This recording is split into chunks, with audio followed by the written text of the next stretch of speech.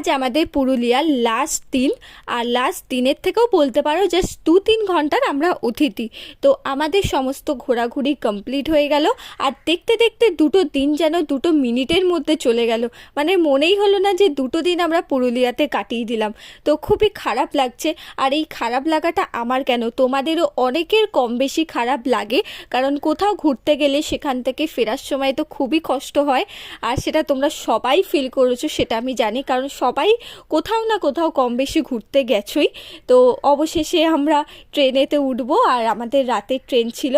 তো আমরা আপাতত হোটেল ছেড়ে চলে এসেছি স্টেশনে, ট্রেনের অপেক্ষা করছি। সাথে তো ছিল প্রচণ্ড ঠান্ডা, আর আমরা রাতের ডিনারটাও করে নিচ্ছি, কারণ রাত্রেই আমাদের ট্রেনটা ছিল। তো ডিনার করে নেওয়ার পর দেখে আমাদের স্টেশনে ট্রেনও চলে এসছে। তো চলো এবারে ট্রেনে উঠে যাই।